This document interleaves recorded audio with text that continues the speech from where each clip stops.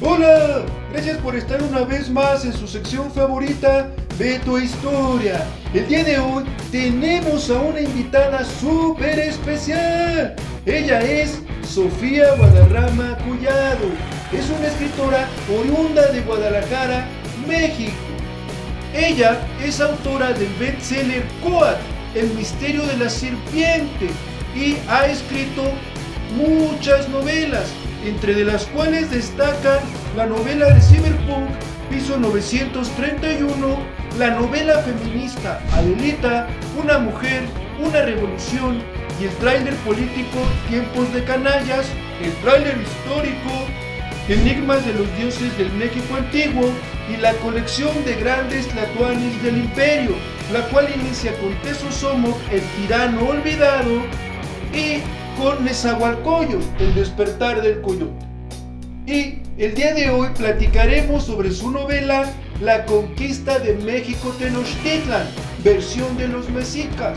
Así que quédense hasta el final. ¡Vamos a verla!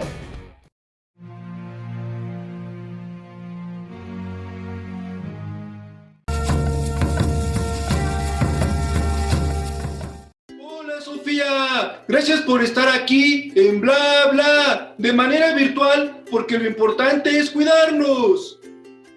¿Qué tal? Buenas tardes, Betito, ¿cómo estás? Muy bien, muchas gracias. Estoy súper emocionado de que puedas estar aquí, porque desde que era más chiquitín he sido tu lector. Tengo casi todos tus libros, entonces es un honor tenerte aquí. Y bueno, la entrevista del día de hoy es sobre un nuevo volumen, La conquista de México Tenochtitlan, visión de los mexicas. Y bueno, quisiera preguntar, ¿por qué decidió dedicar gran parte de su obra en escribir sobre el México prehispánico? Bueno, principalmente porque yo hace 20 años que empecé a leer la historia de México, me dio mucha tristeza que no encontraba yo muchos libros en tiendas, en librerías. Desafortunadamente había libros, fíjate que la mayoría eran libros escritos por extranjeros, norteamericanos, españoles, o sea, hasta un costarricense por ahí. Hay un libro de un señor que nació en Costa Rica.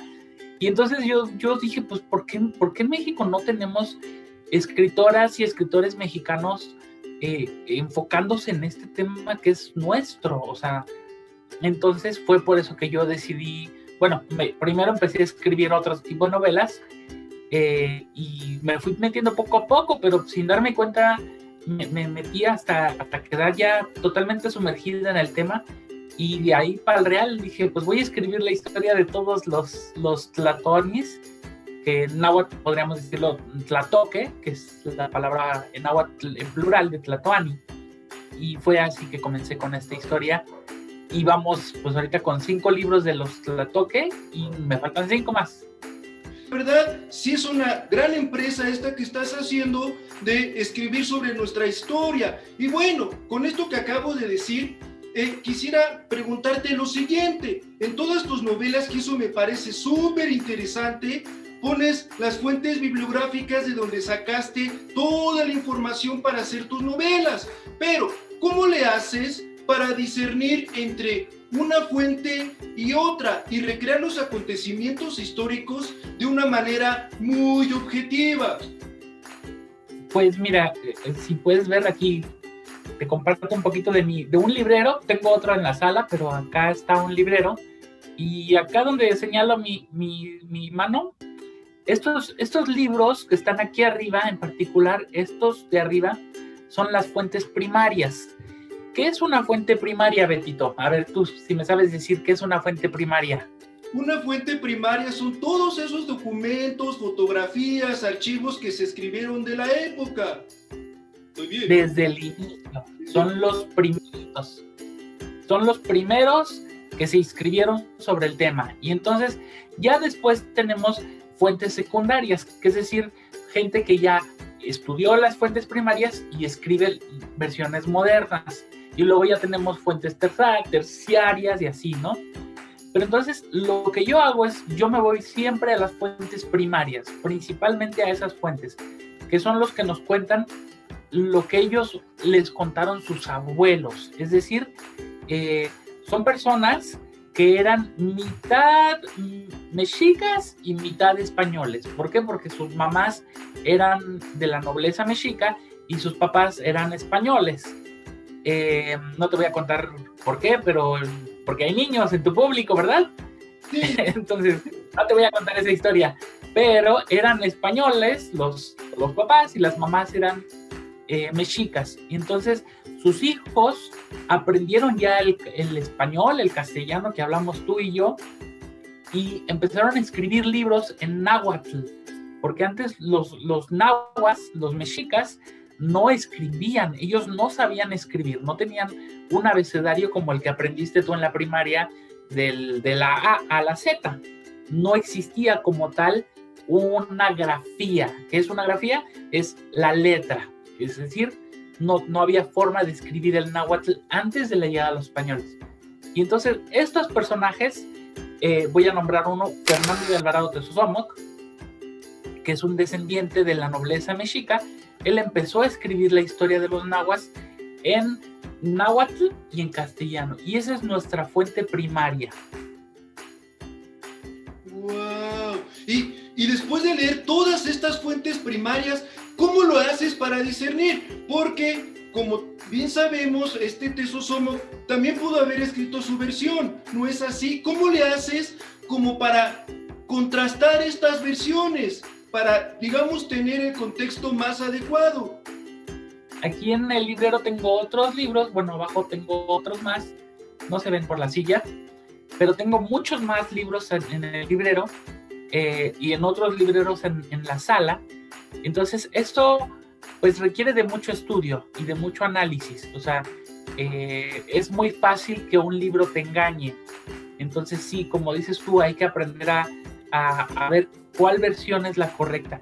Fíjate que yo escribí hace algunos años este libro que se llama Tezosomoc, el tirano olvidado, y en este libro lo que yo hice fue escribir una historia sobre Tezosomoc y Nezahualcóyotl en dos versiones.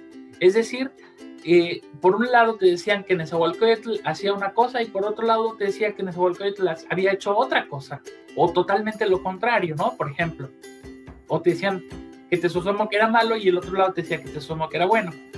Y yo escribí esta novela de esta manera justamente porque en la historia de los pueblos mesoamericanos, cada pueblo escribía su historia a su forma de entenderla y muchas veces pues eran un poquito egoístas y un poquito mentirosos algunos de ellos.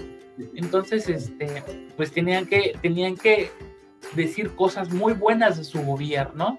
Y entonces, por ejemplo, teníamos a Texcoco, que decía que Nezahualcóyotl era el mejor tlatoani de todo el universo, ¿no? O el mejor emperador, por decirlo así, ¿no? Una forma castellanizada. Pero por el otro lado, en México Tenochtitlan, teníamos que pues decían que no, que los tlatoque mexica eran los mejores del mundo, ¿no? Entonces, eso es lo que tenemos que ir haciendo cuando estudias historia.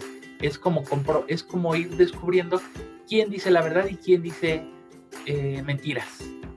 ¡Wow! Y eso se agradece muchísimo porque hasta podría ser que eres como una detective. Estás desentrañando, buscando las pistas como para llegar a lo mejor no a la verdad, pero sí al mejor contexto, a los hechos más apegados a la realidad.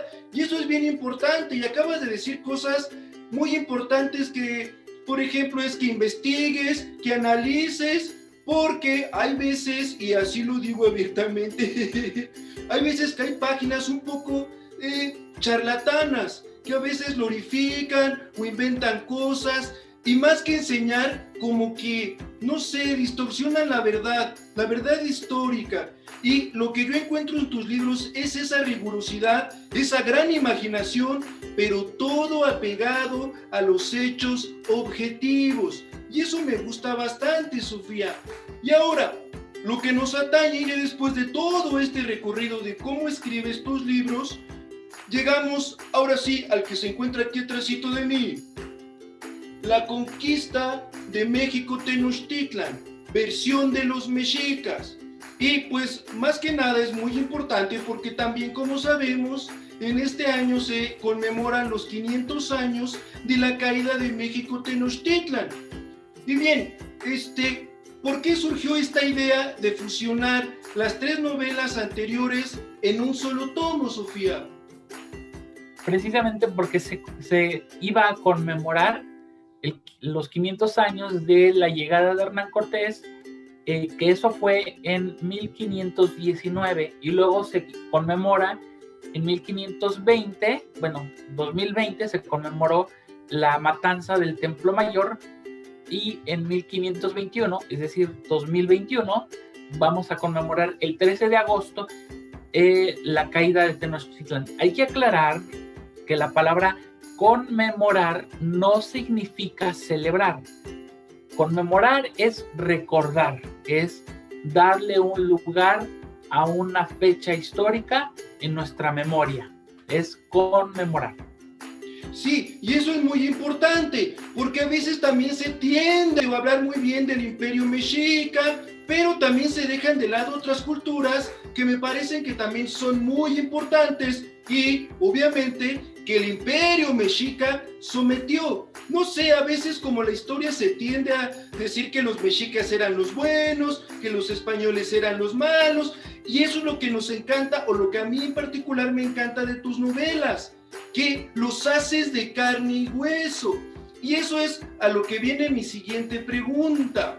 En este volumen encontramos a los conquistadores como pacos, figuras que ahí están, pero que el narrador no entra en su cabeza, de lo contrario de los tlatoques. Y digo esto porque en la parte de Moctezuma Xocoyotzin existe un narrador en segunda persona.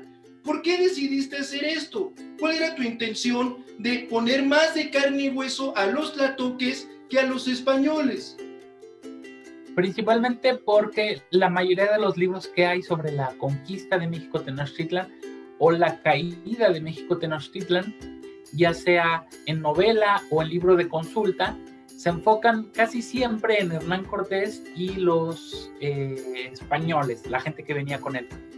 Y estoy de acuerdo que no hay que opacarlos, pero en esta novela yo quise darle el protagonismo a ellos y que el lector se sintiera dentro de Tenochtitlan. Es decir, que el lector también ignorara las cosas que Moctezuma ignoraba, que Cuitláhuac ignoraba. Hoy, por ejemplo, pues ya entendemos muy bien lo que es la viruela.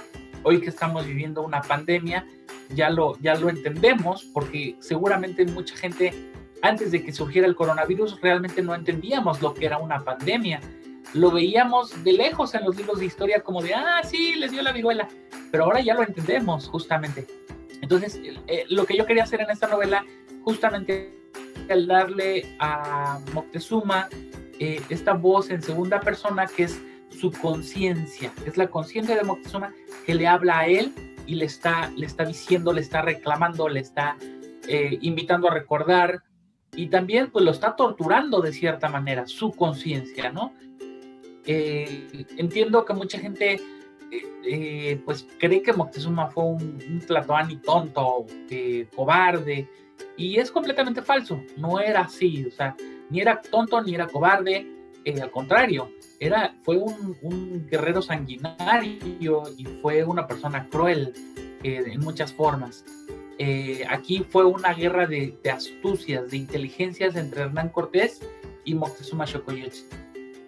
Sí, así es. Cuando uno lee este volumen, uno sí es cierto, se mete tanto en la vida de Tenochtitlan, de los personajes, de los tlatoanis, que te enfrentas a eso desconocido. Y creo que eso está padrísimo, porque en verdad uno siente como si estuviera en Tenochtitlan y a veces hasta siente que es uno mexica, que desconoce muchísimas cosas.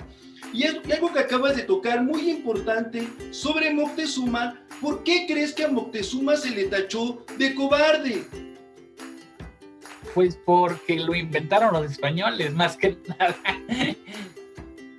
Sí, y aparte es una tragedia, porque todavía hasta la fecha en pleno 2021 la gente no lo baja de cobarde. No lo sé, creo que les hace falta leer tu novela. Y bueno, en este volumen, como bien dices, nos muestras a hombres de carne y hueso, con aciertos y errores, pero también con traiciones y ambiciones entre los mexicas. Y quizá para algunos lectores les puede resultar incómodo, ya que no es una historia glorificada ni de bronce, como se dice. Con respecto a esto, ¿qué puedes decir acerca de la figura de Moctezuma Xocoyotzin, ya que por varios años se le ha considerado como un traidor y como un cobarde? Y por otra parte, ¿qué piensas acerca de Cuauhtémoc, ya que se ha considerado como el héroe histórico? Y en este volumen que ustedes pueden encontrar, es todo lo contrario. Justamente porque es todo lo contrario, porque desafortunadamente no sé, mira, se dice que José López Portillo, el expresidente de los años 70, era fan de Cuauhtémoc, y él impulsó en su gobierno digamos que el amor o la veneración de la imagen de Cuauhtémoc, y fue que así se llegó hasta nuestros días con esta veneración hacia un héroe que nunca existió.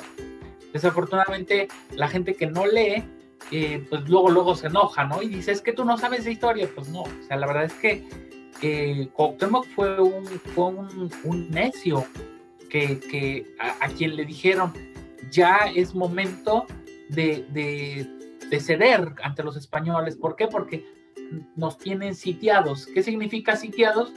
Que te tienen acorralado, es decir, México Tenochtitlan era una isla, entonces no tenía muchas salidas, y las únicas salidas que tenía estaban tapadas por soldados enemigos, y es decir, no había forma de que entrara agua ni comida al lugar. Entonces la gente empezaba a morir de hambre.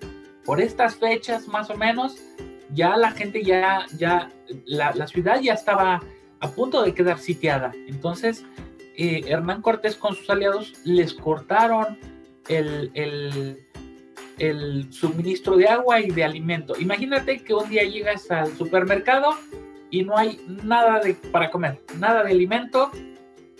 ¿Qué harías? Vas al tianguis, no hay comida. Vas a la tiendita de la esquina, tampoco hay nada de comida para vender. La gente empezaría a morir de hambre, ¿estás de acuerdo? Sí. Fue lo que pasó. ¿Y qué hacía Cuauhtémoc? Pues simplemente se negaba. Él decía que solamente muertos los iban a sacar de ahí. Pero cuando cayó la Ciudad de México Tenochtitlan, Cuauhtémoc fue el primero en huir. Así es, y eso es lo que también te iba a preguntar. En tu novela mencionas eso, o sea, le quitas toda esta parte de bronce a Cuauhtémoc, que supuestamente luchó contra los españoles, pero no es así. Huyó y fue donde lo atraparon. Y aquí hay algo bien diferente que mencionas en esta gran novela, en este volumen de casi 700 páginas, que lo que buscaba Moctezuma Xocoyotzin era salvar a su pueblo, o sea, la destrucción. Y caso contrario a lo que hizo Cuauhtémoc fue llevar a su pueblo a la ruina, y siendo él el que escapó primero. O sea, wow, eso me dejó con los ojos súper abiertos. Y bien, ya para ir finalizando, Sofía, ¿qué es lo que los lectores pueden encontrar en tu novela? Porque como bien dice el título, dice Visión de los Mexicas. ¿Qué puede encontrar en este gran volumen? Pues principalmente es eso, la versión, es la versión de los mexicas. Hay gente que puede pensar y decir, bueno, ¿cómo sabes tú lo que pensaban y lo que decían y lo que hicieron en aquellas épocas? Es muy fácil, te vas a los libros de historia, las fuentes primarias. Hay muchísima información en los libros, y yo lo que hice fue trasladar esa información a una novela y meterme un poco en las mentes de los personajes, que es la libertad que te da la ficción. La ficción es una novela, una película, una historieta, un cuento, una caricatura. Eso es ficción. Pero cuando tú puedes fusionar historia y ficción, las fusionas, puedes tener lo que se llama una novela histórica. Y en esta ocasión yo lo que hice fue eso, tratar de llevar al lector a que conociera un poquito más la vida de los mexicas desde adentro, no desde afuera. Sí, y eso le dio como mucha potencia a la novela, porque uno va acompañando a estos personajes en esas cosas incógnitas. Pero también yo agregaría algo más, que en este volumen tiras muchos mitos, digámoslo de alguna manera. Uno de esos mitos es, obviamente, que Moctezuma no era cobarde, y otro que se ha repetido por muchísimo tiempo, que los mexicas creyeron que los españoles eran el regreso de Quetzalcóatl, y en tu novela, como bien lo señalas, le ponen muchas pruebas Moctezuma en el camino a Cortés, y es ahí donde se da cuenta que no es un dios. Entonces también pueden encontrar estos datos. Y para finalizar, Sofía, ¿qué otra gran sorpresa nos espera a los lectores? ¿Hablarás más de los tlatoques o qué es lo que se viene? Si se puede. Quiero agregar algo que mencionaste tú en otro de tus videos, y en esta novela viene la historia de Tlahuicole. Estaba viendo tus videos en YouTube y vi que platicaste sobre el Tlahuicole, el gigante guerrero de Tlaxcala. Es una leyenda un poquito exagerada para los libros prehispánicos, pero que a la gente le ha gustado. No podemos negar ni decir que no existió, pero también lo podemos tomar como algo. Yo creo que era simplemente un guerrero un poquito más alto que la mayoría de la gente. En la leyenda se ha puesto que es un gigante, el gigante Tlahuicole, y en la novela yo lo puse como un gigante, pero pues en realidad, si somos un poquito honestos, pues a lo mejor el señor medía 2 metros, que era mucho para el promedio de los mexicas.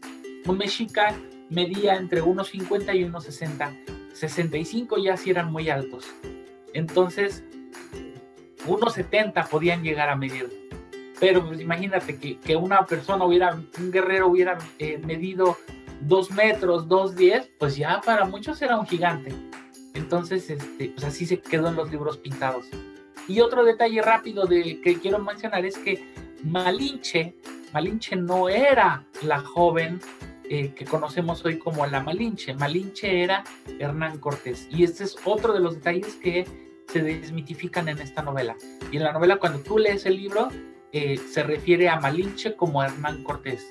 Y a la niña Malintzin le llaman la niña Malina, no Marina, Malina, porque los nahuas no conocían la R. Entonces, cuando llegan los españoles, todas las palabras que tenían R las pronunciaban con L. Entonces era Malina. Es cierto, se me olvidaba ese dato bien interesante. Eso es otro error que también lo has desmitificado. Cierto, Malinche, en el libro se especifica que se refiere a Hernán Cortés, y la niña Malinche no Malinali es a esta otro mito que se viene aquí, la gran traidora, cuando no, fue una esclava, como también lo mencionas. Es que la novela está llena de muchos pasajes bien interesantes, porque también mencionas cómo del español, o del náhuatl, perdón, se intentó traducir al español, y entonces las entonaciones o las palabras cambian, como México, que se dice México. Es así, ¿verdad, Sofía? México, es cierto. Pues muchas gracias, Sofía, por esta gran entrevista, y los invitamos a todas y a todos a consultar esta gran novela que está aquí, que es La caída de México Tenochtitlan. No encontrarán cosas bonitas en el sentido de historia de bronce, encontrarán los hechos como fueron y muchos mitos caídos, que eso para mí es una buena novela. Pero también los invitamos a que ustedes lean lo demás. También tienes un libro que es de los tlatoques, que explicas que me parece cada uno de ellos. También los invitamos a esta nueva reedición de Nezahualcóyotl, de Tezosomoc, el tirano olvidado, que está súper genial. Exactamente, eso es de ahí. Y estábamos viendo que estabas haciendo paquetes en tu Facebook. Pues a ver si los quieren comprar. Es que la gente me ha pedido que les venda los libros con autógrafos. Y bueno, pues aprovechando pues que la gente está en sus casas y está leyendo más que antes, pues dije, bueno, lo voy a hacer porque pues no queremos que la gente salga a las calles, que vaya pues arriesgarse con la pandemia. Entonces, pues es una forma de ayudar un poquito a los lectores para que pues no se arriesguen y se mantengan en casa. Sofi, ya para terminar, ¿dónde pueden conseguir todos tus libros? En todas las librerías del país. ¡Excelente! Pues mucho gusto y nos vemos en la próxima. Bye. Bye, hasta luego.